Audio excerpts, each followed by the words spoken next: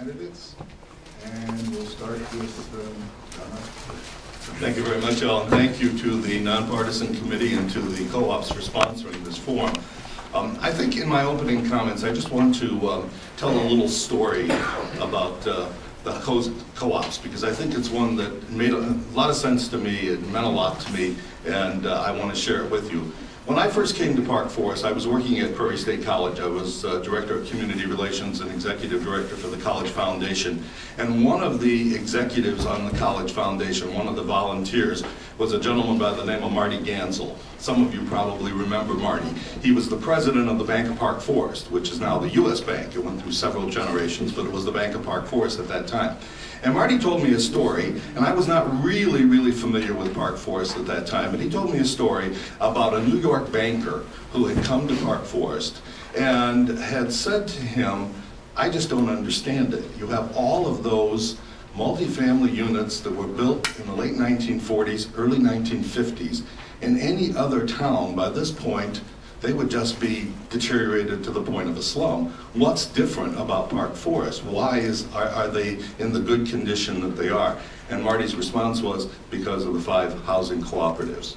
The fact that they are owner-occupied, that everybody who's there is a shareholder in that corporation, they take pride in that corporation, and as a result, they do the kinds of things that kept those buildings from falling into a state of disrepair. As I became more familiar with Park Forest and got involved in local government, I could see what he meant, because I would look across the street and see some of the rental areas where we had some very significant problems. So I guess what I want to say in my opening comments is thank you to all of you who live in the co-ops, and I include myself in that group proudly, because we have done a lot to maintain the stability of our community. And it's a unique experiment, but one that has been very successful in Park Forest. All right. Good afternoon. I'd like to, first of all, thanks the co-ops for the opportunity to speak to you all and the nonpartisan group for its participation, and welcome to all the guests. My name is Jerome Brown, and 3 years ago, I married my bride. She's right there in the audience in the second row. We established a home base in Park Forest, and I began community service immediately. I became a booster parent at Ritchie's High School, the president of Toastmasters, a program director for the Rotary Club, and the following year my family was blessed with a new addition, my son, Jerome Brown. I started Park Forest off in a bang, when you say so. And I am a youth advocate by profession and on a volunteer basis. I also am a motivational speaker. Soon I will publish my book entitled After the Tassels, which is a book for students. My background in banking, insurance, and politics has prepared me for networking, business building, growing businesses, and giving life to dead businesses. Meeting the people of Park Forest, I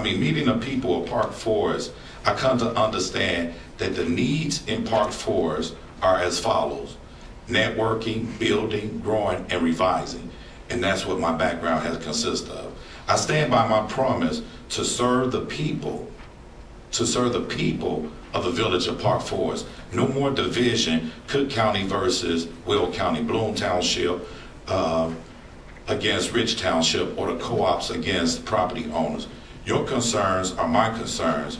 Talking with people in Park Forest door to door humbled me, and it also motivated me to run for the village president of Park Forest. Thank you. Okay, we'll move on to the next question, and we have a lot of questions devoted to either Mr. Osterberg or Mr. Brown, and I'm going to ask you different questions. I hope this works. And for question is, why are you running for mayor, in case of Mr. Brown, and why are you running again when you said you would not run again, Mr. Osterberg? But let me fill out that question. The question for Mr. Brown: why did you choose to run for mayor? This person would feel better voting for you as a trustee this election and perhaps as mayor in the next election. given your short time that you... That's a great question, and I think I explained it in my introduction. I want to represent the people. As a motivational speaker, I've come to find out that life decisions are made by people who take action. If you sit back and watch something and complain, you have absolutely no choice. That's why it's great that people go out and vote. The short time that I've been here, people continue to say that. That's why I started the introduction of, I've been here for 3 years. I've used this example before. If anyone has been in harm's way and you pick up the phone and call 911, have anyone called 911 in here by any chance? 1, 2 people, 3, 4 people called 911? Wow, this is a safe community, huh? So if you've ever called 911 in your past, I doubt very seriously if you ask the person on the receiving end of that line, how long have you been working with the police department? If you have a way to get people out of harm's way, I think it's your job and your service to take over and get involved. Okay, Mr. Ostenberg, why did you choose to run for another term as Park Forest Mayor after announcing this current term would be your last? In your opinion, which obstacles to Park Forest rebirth have been the hardest to overcome? Well, that's a multifaceted question. It is true that on election night 4 years ago, my wife sitting close to me as I was speaking, I said that I would not run for another term. The persuasive power that she has, looking forward to us having more time together, etc. In the interim, though, one thing that did happen that was significant was that I did retire from my paying job, which took me downtown every single day as Chief of Staff of the Chicago Teachers Union, running a 40,000 member organization with a multi-million-dollar budget. I was usually gone from home right at the crack of dawn and didn't come home till 7, 8 o'clock, and I think she was looking forward to the opportunity of us having more time together. And frankly, now that I have retired from the Chicago Teachers Union, I have a lot more time, although it seems like I'm devoting more time to village affairs than I did before. But I think the reason I decided to run one more term is because there's so many things that have been going on over the course of the last 4 years that are moving us increasingly close to some significant accomplishments. I've worked for the last 10 years on the Abraham Lincoln National Airport with Congressman Jesse Jackson and Mayor Al McCowan of University Park. He's the chairman of the commission. I'm the vice chairman of the commission. We have brought a private developer to the table, bringing in Canadian money to develop that airport. Everybody screams about American money and American jobs going abroad. Well, guess what? This is foreign money coming in to create American jobs. And I'm very enthusiastic about that. The work that we've done with the governor, I think it's very close. I want to be a part of that. There's a lot of economic development things in the village that are very close.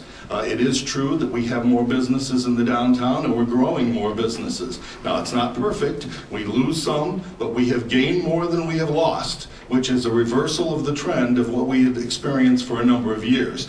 So my desire is to continue to work on all of these projects, and I think that there's a very good board in place, and together we can do that effectively. Can I do a rebuttal on that, please? The airport is just a thing that just bangs my ears every time I hear it.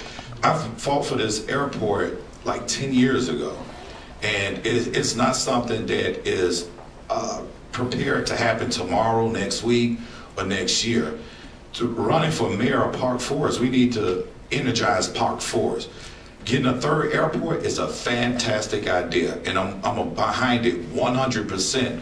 But where are our resources in Park Forest to help the taxes go down, or the water bills or something to that nature happen? The other thing is keep being said that we're pleased with the development of Park Forest. Are you telling me that we do not need any grocery stores, retail shop, or dine-in restaurants to alleviate some of the pressures that are on the people that's in Park Forest? Okay, we have a request for a rebuttal to the rebuttal.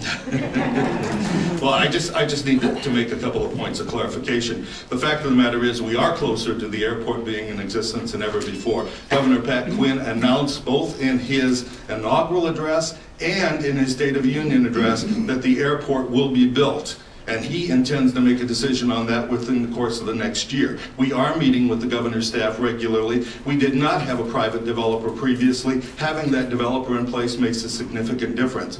And let me tell you, the south suburbs needs an economic engine. And I believe in regionalism, and I've always said this, and I will not back off of the fact that I'm committed to lifting our entire region, because no community can exist on its own. We need the support of others, and others need the support of us. It is a relationship that can grow together. That airport is the catalyst that can make the difference in the south suburban area. And the key thing that's so good about it is, unlike what we saw in terms of development in the northwest suburbs with O'Hare, this airport has been in the planning stage for a long enough period that we can alleviate some of those problems of congestion, etc. It is in the best interest of Park Forest citizens. Okay, the next question is, how can we make better use of the volunteer commissions to formulate the policies needed to solve the fiscal, housing, and education issues facing us?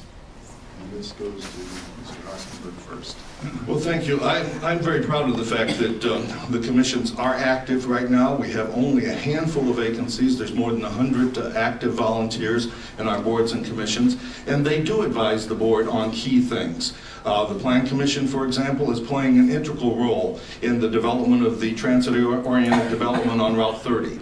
That idea came out of the Route 30 corridor study that was done some years ago by a consulting group called BDI, Business Districts Incorporated. The Plan Commission and the Economic Development Advisory Group in Park Forest have taken a key role in working with our economic development and planning folks on staff to put that into place. It's a joint effort with Olympia Fields and Madison. The planning stage is really just about complete at this juncture, and developers are being invited to make presentations of how they will carry that through. That's just one example. We use the Youth Commission to recommend to us various changes that we have to make in terms of services that are available.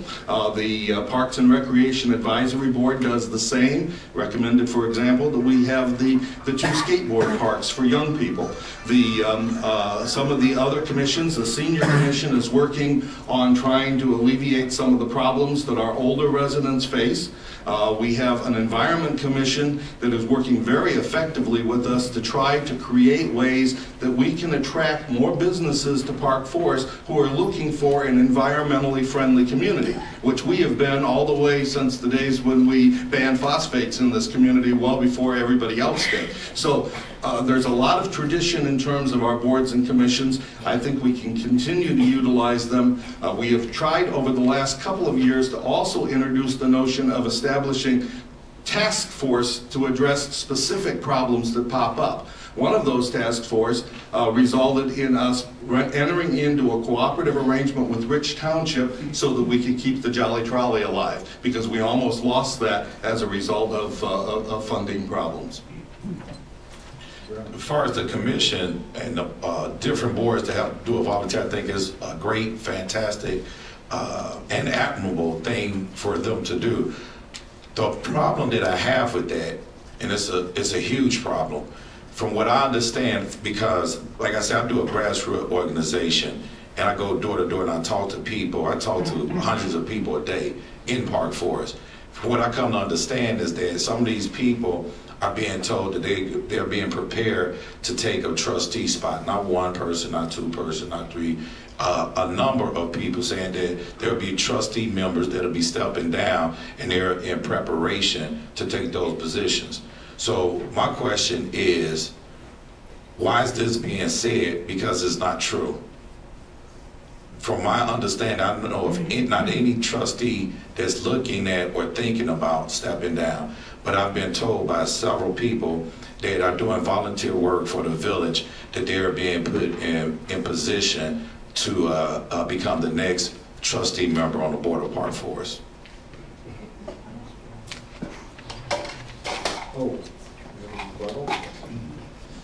I would point out a couple of things. Number one, we have vacancies occur because some individual decides to step down on the board. That happens. We had an individual, Harold Brown, who moved out of the area. When Harold Brown stepped down, we had a vacancy. We had another individual some years back who just resigned from the board for personal reasons. That created a vacancy. There was a vacancy when I was elected as mayor because I had been a trustee, so I had to fill that vacancy. All three of those individuals who were appointed were not active in any commissions at that specific time when they were appointed. They had been active in the community in a number of different ways, but it certainly was not a stepping stone where someone was guaranteed a position. If someone has that erroneous notion, let me tell you what happens when there's a trustee vacancy. We invite individuals in the community to make application for those positions. I review those applications. It's the mayor's responsibility to make the appointment, but the entire board has to concur with that appointment. That's a vote of the board that has to take place for that appointment to take effect. So anyone who has a mistaken notion that there is a stepping order that automatically guarantees you a position on the board, it simply isn't true. I'd like to make a rebuttal. I'm enthused that that has been openly suggested that no appointment is guaranteed, so those people won't continue to go in the blind. But I would also like to ask, as we're talking about appointments, when Ostenberg did his little bio in this, I'm just trying to figure out for the life of me, why is it pointed out that he appointed 2 African-American people to the Board of Trustees? Why is it important that he appointed African-Americans to the commission? Why did he appoint African-American Don Robinson, who don't even work for this village anymore? Are we getting set back 50 or 60 years ago? I think, yeah, maybe I made a mistake in allowing rebuttals or something. Getting a little off here. Okay, the next question. There's been a great deal of animosity in the community over the manner in which property taxes are assessed in co-ops. And the writer of the question wants to specifically know Mr. Brown's position on this issue. I think the property owners and the co-ops have absolutely no problems with one another. I think it's a myth that a person created, and it's a tool that they've been able to use to keep the community divided. I think that the property taxes that the co-ops pay should be what they pay. And for people to say that the co-ops need to pay their fair share of property taxes, this is a thing that do not even exist. There's no possible way that the co-ops could pay an amount of taxes that would even out what the tax bracket is in Part 4. It's impossible. There's not enough co-ops to subdue the taxes that the property owners pay. So basically what I'm saying is, and I'm just giving you a generalization of this. Let's say that a park forest was broke up into percentages of 100. 85% being represented by property owners, 15% represented by co-ops. How on earth could that 15% take care of 85%? I think the co-ops is a good idea, and it should stay as it is. For families that are starting out, for small families that are not growing, for families that are retired and want to downsize, it is an ideal situation to keep the co-ops where they are at. There's no way in my language would I ever use we should raise the taxes in a co-op for the simple fact it would not change my taxes at all, because there's not enough co-ops in Part 4 to make that adjustment. Well, first of all, the co-ops represent a larger portion than 15%. I think it's about 25% of the village. I think almost 30% is multifamily, and of that, about 25% is co-ops. Secondly, there was a problem a few years ago. There's no question about this, and we all admit it. The Illinois General Assembly made a mistake, and as a result of an error that was made by the General Assembly, some of the housing co-ops ended up paying no property taxes for 1 year. Several of them made voluntary contributions in lieu of taxes, which was a very admirable thing to do, because you don't find many people who give you money when they don't have to give it to you, and that's what they did. Now, we have worked with the assessor's office and with the General Assembly to close that loophole. The key thing here, though, that everyone needs to understand is that property taxes are based on assessed property value. If your value is $40,000, you pay less than somebody who has assessed value of $100,000. That's the way it is. In the co-ops, the share of stock is the only thing on which the taxes is based, because we don't really own property as co-op residents. We own a share of stock in the corporation. The taxes that are paid by the corporation each year. They then are divided out, and each resident pays a portion as part of the monthly carrying charges. And is it going to be as high dollar amount as some single-family homes? No, it will not be, because the value, the assessed value of that share of stock is considerably lower. Now, the key issue here, though, is a lot of things that are funded by the property tax really should not be. Let's start with schools. 60% of the property tax bill goes to support schools. In most states across the country, schools are supported out of the state income tax. And the reason for that is that the wealth of the state is spread around everywhere. It's not just a case of where you have a wealthy district over here and they have good schools because they have a lot of money, and over here you have a poor district. I've been an advocate since 1988 during my time in the legislature, and after that we need to change that in Illinois. I think it would make for a much more equitable distribution of tax dollars for school children, but also it would mean that it would be a more balanced playing field in communities like Park Forest, where everyone would be paying an amount that would be much more equal than what we have right now. But the system is the system. We didn't create it. It's what's in place. Thank you. The next question is for Mr. Ostenberg, and I'm not sure I understand it, but I will read it and see what you can do with it. Why are the utility companies all over Cedarwood and nothing completed in one area before going on to another area? I'm not sure which utility companies we're talking about, but I can certainly check into that and find out. We have had some problems in previous years with a few of the utility companies, and we really had to bring them to the table and make some pretty strong statements to get them to understand some of the unique problems in Park Forest. As a planned community, just give you an example, as a planned community, almost all of our infrastructure went in at one time. Whether it's the local sewer and water lines that the village controls, or the ComEd lines, or the NICOR lines, or all of them went in basically at the same time. And we were not seeing the utilities responding to the needs of our residents quite as effectively as they should be, particularly as it relates to Commonwealth Edison. We did bring those companies to the table. They have made significant improvements in the village, where we used to have power outages just at a drop of a hat, with nothing precipitating that outage. It just occurred. And now it's a situation of where if there's a power outage, it's almost always driven by some kind of weather-related incident. Now, I do know that some of the utility companies are making improvements in certain areas. I can find out if they're not moving quickly enough in the Cedarwood area. I was unfamiliar with that, but if that is the case, we can certainly talk to our representatives. We have two good community representatives right now for ComEd and NICOR. We can see what the problem is and try to follow up on that.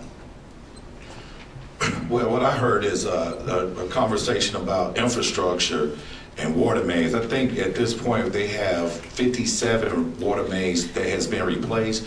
So I still don't understand this theory that we have this unique best water in the state of Illinois. If we're replacing 57 water mains in Park Forest, they have to be some backup somewhere. On top of that, with the infrastructure, I had that question asked to me before, but no one's talking about infrastructure now. We had an incident in the co-ops where someone basically almost lost their life.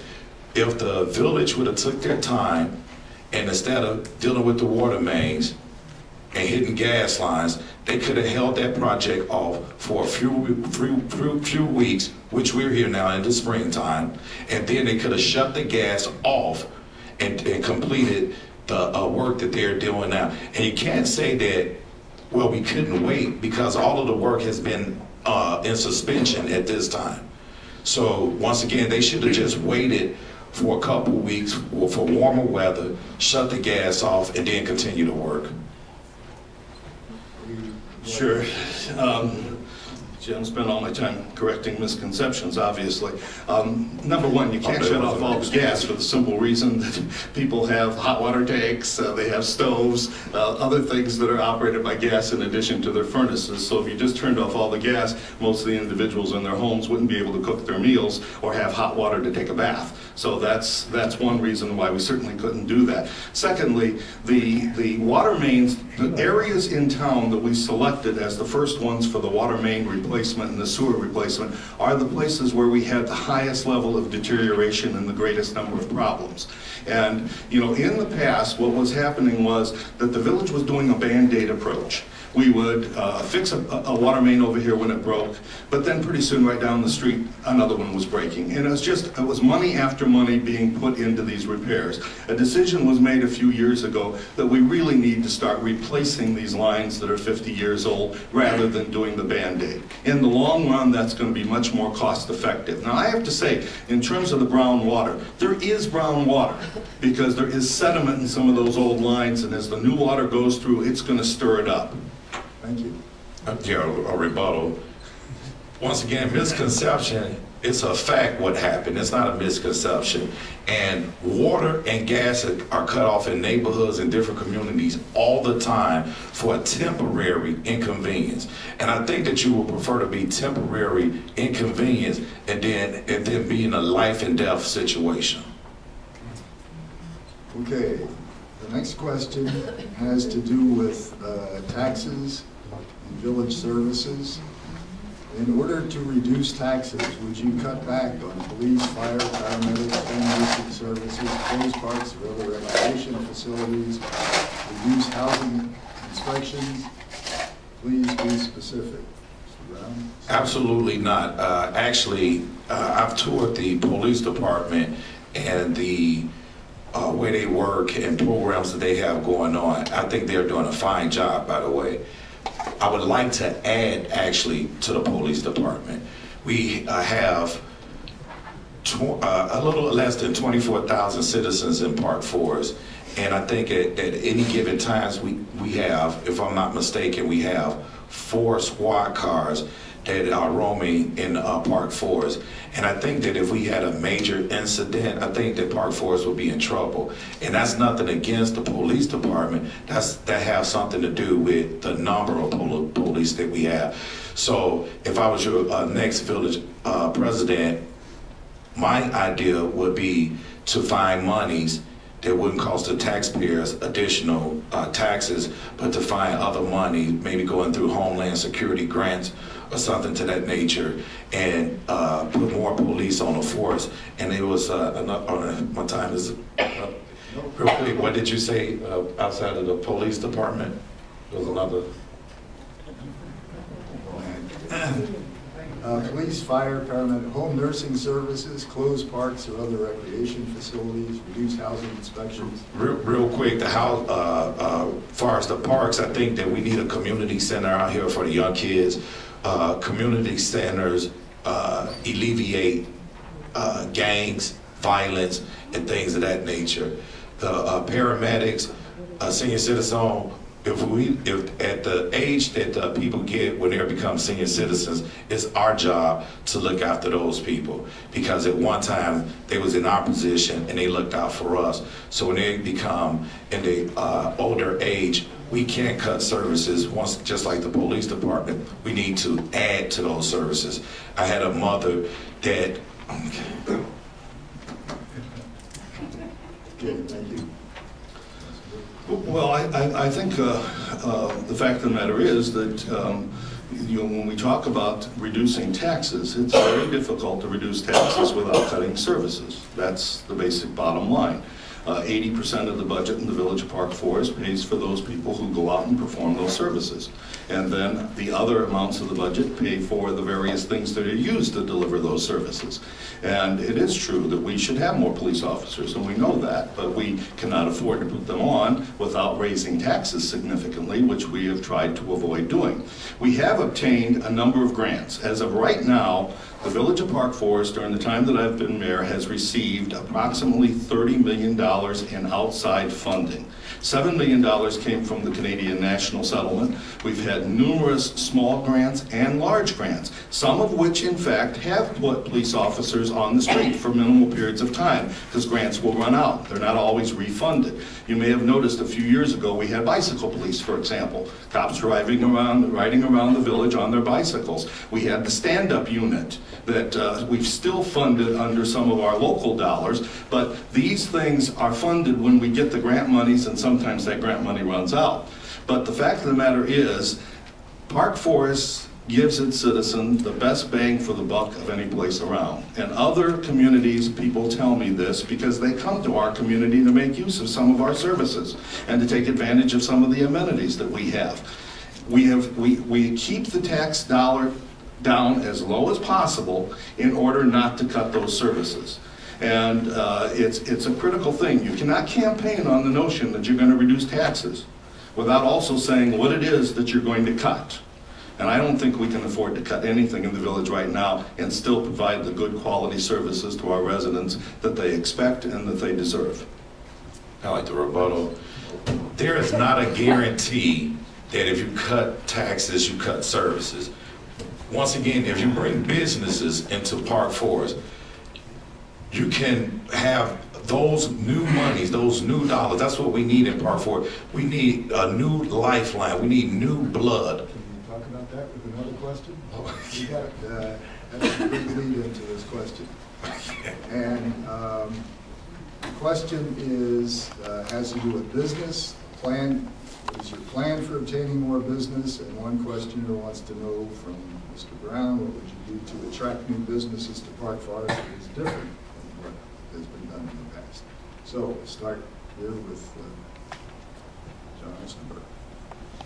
Well, the Economic Development Department has been working on a series of different plans, and some of them are coming to fruition, as we mentioned, with the transit-oriented development on Route 30. That will be a significant development that will combine business and some new residential right in the proximity of the train station.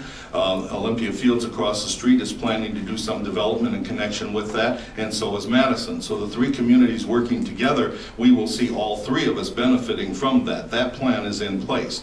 We also, of course, have a master plan for the downtown, which you have seen, some of it coming about in the course of the last few years. There are more businesses in the downtown. There are not a lot of businesses that produce sales tax revenue. That's something that we've had a difficult time doing in the village of Park Forest, is producing the sales tax revenue. But we do have businesses that are heavily service-oriented, and some locations like the caterer that service broad regions of our area.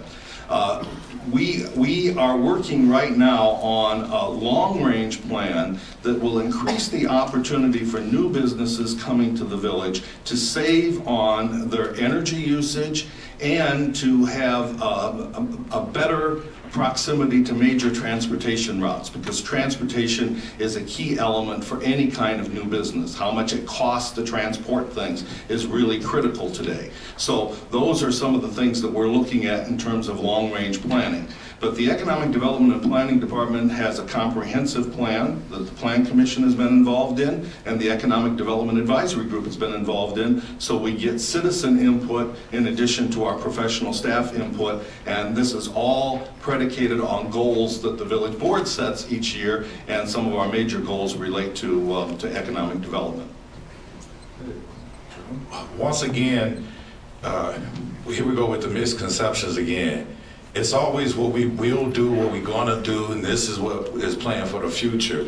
We need to innovate Park Forest as a whole, particularly that downtown area, Western Avenue and Lincoln Highway. What I've been told since I've been involved with this campaign is that the reason why downtown is not thriving anymore is because there's not a straight through street. Okay, let's buy into that. But is Western a straight through street? And why is Norwood Plaza closed? And why is Lincoln Highway closed? Lincoln Highway is thriving in Chicago Heights and in Madison. Now, we had a trustee that was up here earlier that said that they were pleased with the development of Park 4 as far as businesses being in there. So are you telling me to be pleased, like I'm pleased with my wife, I want to stay with her. But if you're pleased with something, I mean you don't need improvement. So are you pleased that we don't have grocery stores? Are you pleased that we don't have retail stores? Are you pleased that we don't have any type of dine-in restaurants?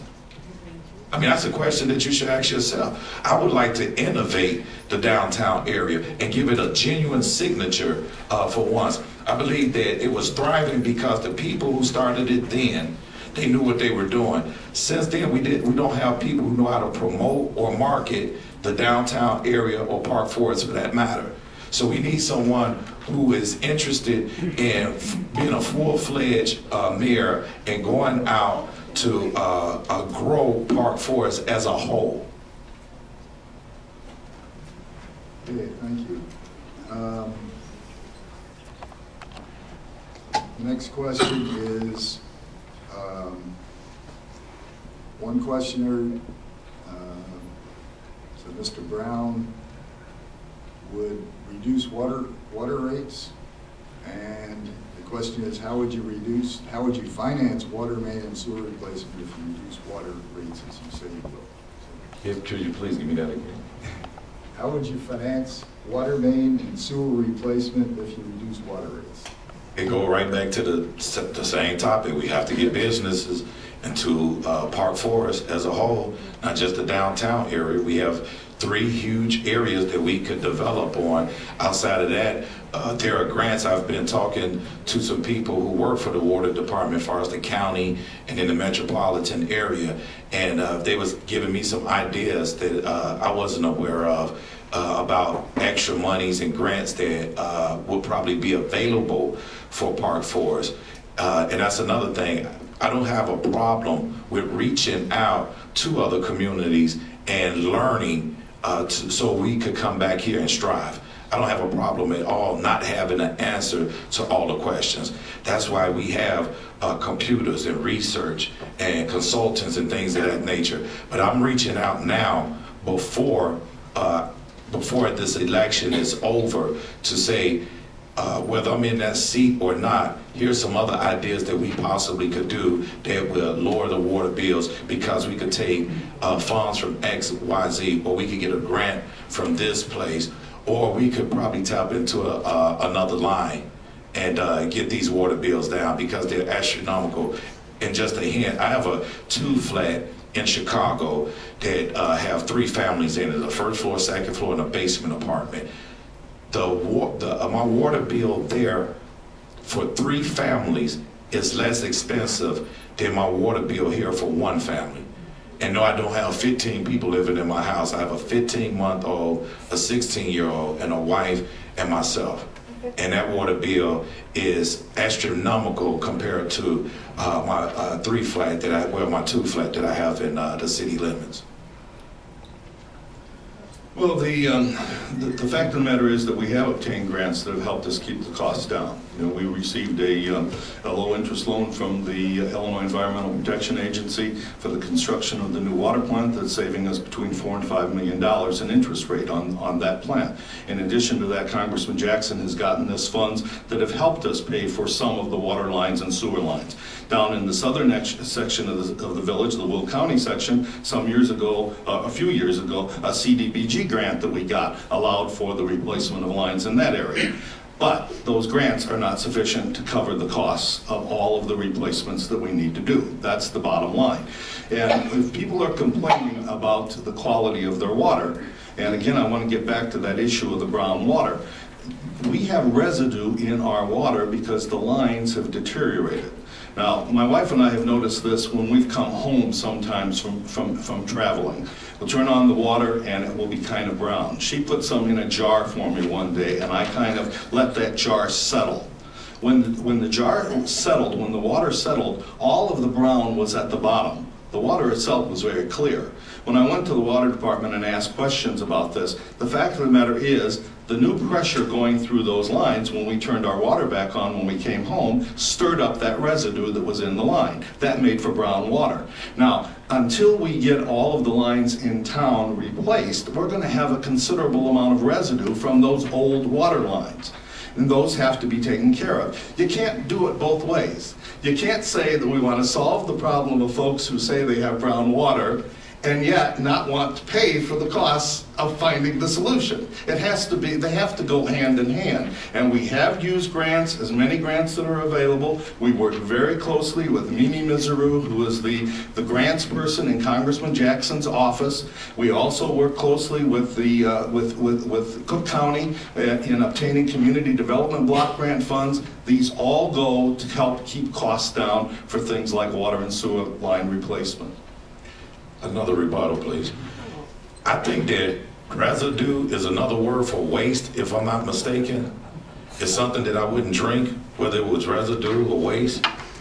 And it's finally come out because when I had mentioned this before, some of my opponent supporters booed me when I spoke about the water, because it was said that we win, that Park Forest win awards in water. But now here we go saying there's residue. He's admitted that his wife had to show him, hey, look at this, and it had to be tested. So I just want to make it clear that I wasn't out of my mind when I said that I had brown water in my shower or in my toilet or in my sink. I was not out of my mind. Now it's proven that it's a fact.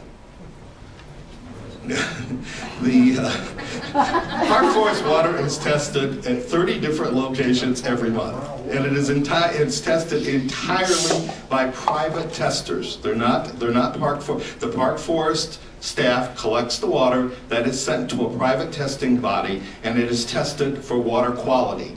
Now, once that water testing is completed, if in fact there is any kind of a problem that seems to be present in that water, they go back and they test the 2 locations immediately on each side of that site. And the reason they do that is because they want to know whether it's site-specific or whether it's running through the entire lines. Those are then sent to a private agency again. And incidentally, all of this is posted on the IEPA website. You can see it. And not once have they come back with anything that shows that there is the slightest problem with Park Forest water. There is discoloration that occurs at different times in different places. It is not in any way threatening to anyone's health and safety, and that is why Park Forest water was judged the best in the state and was a finalist for the best in the nation. Those are facts. That's not somebody's opinion. Those are facts. All right. I have one more question, and I'm not sure how this affects the co-ops, but I'm going to ask it anyway. And this has to do about foreclosures in Park Forest, and what specifically can be done to reduce the number of foreclosures. Well, the problem with foreclosures is that local government has very little opportunity to prevent them. We all know what's causing foreclosures. It's a financial crisis that's sweeping the nation. I was just at a National League of Cities conference, and I serve on the Community and Economic Development Committee, and in the process of one of our committee deliberations, a representative from the city of Savannah, Georgia, one of the elected officials, said that in the city of Savannah, they're experiencing 400 foreclosures per month, which certainly is, out of balance with what we're seeing in the Midwest. But the truth is that foreclosures are occurring everywhere. Our numbers actually are slightly lower than our adjacent communities. And again, these are verifiable facts. These are not opinions. We maintain a record of foreclosures, and it is verifiable that we have fewer foreclosures than some of our adjacent communities. The reason for that, of course, is an obvious one. We have older housing stock that is not as costly as some of our neighboring communities where they have brand new developments and people are paying on $500,000 houses, and if they lose a job, if it's a 2-family income or something, and they lose one of those jobs, it's really hard to meet that mortgage compared to some of the mortgages in Park Forest. But that doesn't mean that we don't have problems. We do have problems. We have been trying to work in a couple of different areas. Number one, there is a federal program that provides money for individuals who are facing foreclosure. It will assist them in meeting their monthly mortgage payment if they get into the program early enough. This is a program that, unfortunately, it's called the HAP program. Unfortunately, some members of Congress are trying to cut the funding for it, but we're hopeful that it will remain in place and we'll be able to use some of those funds to help some of our residents who have problems with their mortgages. But by and large, Mortgage foreclosures are something that unfortunately is just one of the side effects of the economic downturn that the whole nation is facing. As far as the foreclosures, we could go right back to the tax part of this. What's been said is keep passing the buck, keep passing the buck. And I'm tired of the government as a whole always passing the buck. Let's take some responsibility for what we're responsible for. Other villages deal with the education costs, especially in Rich Township. So do the far as the county taxes. But we have 3 taxes that we could deal with: the school district, the county, and the village. The one that we could fix the fastest and the quickest is the village taxes. So let's not put this off on the school district, because everyone around us are paying the school district. Let's not put this off on the county, because other villages are paying county taxes. Park Forest have the highest taxes in Rich Township, with other communities paying district and county taxes as well. We are paying the highest. Now you look at foreclosures. Now when there's an increase in our property taxes, and people are looking at how can they pay the mortgages that they have now, and they're not concerned with $1 more or 50 cents more. They worry about some $50, $100, $200. They may have more foreclosures in Park Forest than you can realize. There's not a spot in Park Forest, and trust me, I've been all over the place. There's not a spot in Park Forest that do not have vacancies throughout the whole entire Park Forest. That's including the co-ops. That's including Eastgate, Westgate, from Western all the way back to from Salt Trail to Westwood. Wherever you go in Park Forest, we are full of vacant homes. Are there foreclosures other places? Sure. But all I'm telling you is what I heard John say is that we were slightly under. From the numbers that I have, we are slightly above the middle. Okay, that ends the questions. I want to thank you for your questions. We covered quite a range of topics. And now we'll have the closing statement, starting with Jerome Brown. Once again, I want to thank you all for allowing me to come out and speak. Some people told me that because I was a property owner that the co-ops wouldn't. I said, no, they are people, and people have feelings. I want to represent all of you. I'm a man of my word. And you can ask John Oxenberg that himself. We made an agreement that we would not have a negative campaign. Not one negative word have come out of my mouth about John Oxenberg or the administration. I stick to the issues in my platform: taxes, businesses, water bills, and that's it. And raises for the people who got them in the village. I've never attacked this administration or the mayor. Actually, I have respect for him because of the position that he holds. No one that works in my campaign have negatively struck out at this administration. Even the village manager I consider a friend, but I stay away from him just so we won't have any problems down the road. Now, on the other end of that stick, John Oxenberg have not attacked me, but his people that work with him have attacked me. In the newspaper, they lie. They saying that I'm bringing African Americans, once again taking us back 60 years, that I'm bringing African Americans in here by bus and limousine. My pocket can't afford that. I almost lost my house due to taxes.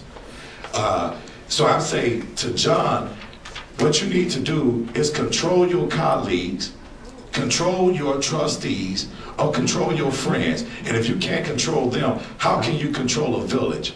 And let me go back into another election. When President Obama ran for office and his pastor said some things that they said was discolorful, he stepped away from his pastor.